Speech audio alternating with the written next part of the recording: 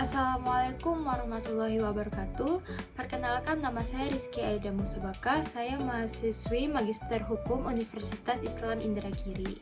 Pada kesempatan kali ini, saya akan mempresentasikan tentang aliran-aliran dalam filsafat hukum. Nah, sebelum kita memasuki ke topik utama, kita akan membahas sedikit tentang apa itu filsafat hukum. Filsafat hukum adalah cabang ilmu yang mempelajari hukum secara filosofis, yaitu dalam mengkaji hukum secara menyeluruh dan mendalam hingga ke hakikatnya. Filsafat hukum juga mempelajari tingkah laku dan etika yang terkait dengan hukum. Nah, memasuki topik yang utama, yaitu aliran dalam filsafat hukum. Dalam filsafat hukum dikenal pembagian berbagai aliran atau mazhab yang dikemukakan oleh beberapa orang sarjana, antara lain F.S.G. Northrop dan Lily Rasjidi. Nah, pada kesempatan kali ini kita akan membahas aliran filsafat hukum menurut Lily Rasjidi, yang membagi aliran atau mazhab filsafat hukum ke dalam 6 aliran besar masing-masing, yaitu satu, ada aliran hukum alam yang terbagi menjadi 2, yaitu irasional dan rasional. Kemudian ada aliran hukum positif, aliran utilitarianisme, aliran sejarah, selanjutnya aliran sociological jurisprudence, dan terakhir aliran pragmatic legal realism. Nah, kita akan membahas yang pertama, aliran hukum alam. Aliran ini berpendapat bahwa hukum berlaku universal atau umum. Menurut Friedman, aliran ini timbul karena kegagalan manusia dalam mencari keadilan yang absolut, sehingga hukum alam dipandang sebagai hukum yang berlaku secara universal dan abadi. Gagasan mengenai hukum alam didasarkan pada asumsi bahwa melalui penalaran, hakikat makhluk hidup akan dapat diketahui dan pengetahuan tersebut menjadi dasar bagi tertib sosial, tertib hukum, eksistensi manusia. Hukum alam dianggap lebih tinggi dari hukum yang sengaja dibentuk oleh manusia. Aliran hukum alam dibagi menjadi 2, yaitu yang pertama ada irasional. Aliran ini berpendapat bahwa hukum yang berlaku universal dan abadi bersumber dari Tuhan secara langsung. Pendukung aliran ini antara lain ada Thomas Aquinas, John Salisbury, Dante, Pierre Du Bois, Marsilius Padua, dan John Wycliffe. Kemudian rasional, sebaliknya aliran ini mengatakan bahwa sumber dari hukum yang universal dan abadi adalah rasio manusia. Pandangan ini muncul setelah zaman Renaissance, atau pada saat rasio manusia dipandang terlepas dari tertib ketuhanan atau lepas dari rasio Tuhan, yang berpendapat bahwa hukum alam muncul dari pikiran atau rasio manusia tentang apa yang baik dan buruk. Penilaiannya diserahkan kepada kesusilaan atau moral alam.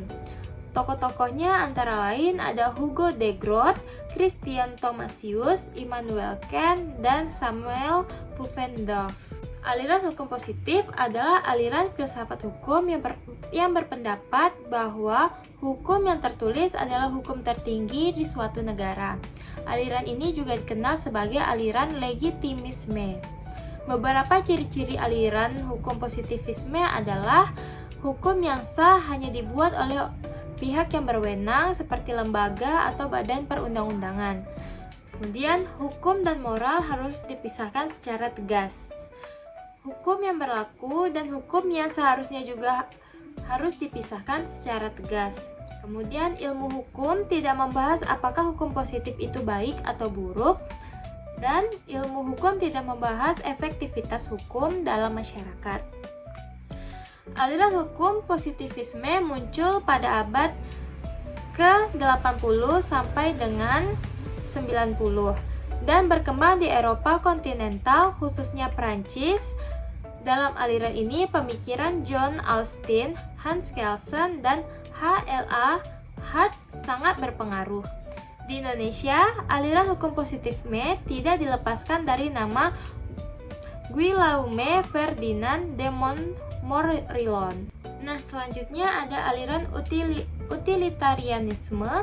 Aliran ini dipelopori oleh Jeremy Bentham tahun 1784 sampai dengan 1832, John Stuart Mill 1806 sampai dengan 1873, dan Rudolf von Jhering 1818 sampai dengan 1889. Bentham berpendapat bahwa alam memberikan kebahagiaan dan kesusahan. Manusia selalu berusaha memperbanyak kebahagiaan dan mengurangi kesusahannya. Kebaikannya adalah kebahagiaan dan kejahatan adalah kesusahan. Tugas hukum adalah memelihara kebaikan dan mencegah kejahatan. Dengan kata lain, untuk memelihara kegunaan. Keberadaan hukum diperlukan untuk menjaga agar tidak terjadi pemberontakan kepentingan individu dalam mengejar kebahagiaan yang sebenar-besarnya. Untuk itu diperlukan adanya batasan yang diwujudkan dalam hukum. Jika tidak demikian, maka akan terjadi homo homini lupus atau manusia menjadi serigala bagi manusia yang lain. Oleh karena itu, ajaran Bentham dikenal sebagai utilitarianisme yang individual. Nah, kemudian ada aliran sejarah. Tokoh-tokohnya antara lain Friedrich Karl von Savigny tahun 1778 sampai dengan 1861 dan Pusta 1789 sampai 1886. Sebagian dari pokok ajarannya ialah bahwa hukum itu tidak dibuat, tetapi pada hakikatnya lahir dan tumbuh dari dan dengan rakyat. Berkembang bersama dengan rakyat, namun ia akan mati, manakala rakyat kehilangan kepribadiannya. Sumber hukum intinya adalah hukum kebiasaan, adalah Volksgeist, jiwa bangsa atau jiwa rakyat. Kemudian ada aliran Sociological Jurisprudence. Pendasar aliran ini antara lain ada Roscoe Pound, Eugene Ehret, Benjamin Cardozo, Kantorowicz, Gurvitch, dan lain-lain. Aliran ini berkembang di Amerika. Pada intinya, aliran ini hendak mengatakan bahwa hukum yang baik adalah hukum yang sesuai dengan hukum yang hidup dalam masyarakat. Kata sesuai diartikan sebagai hukum yang mencerminkan nilai-nilai yang hidup di dalam masyarakat. Kemudian aliran Sociological Jurisprudence berbeda dengan sosiologi hukum. Dengan rasio demikian, sosiologi hukum merupakan cabang sosiologi yang mempelajari hukum sebagai gejala sosial.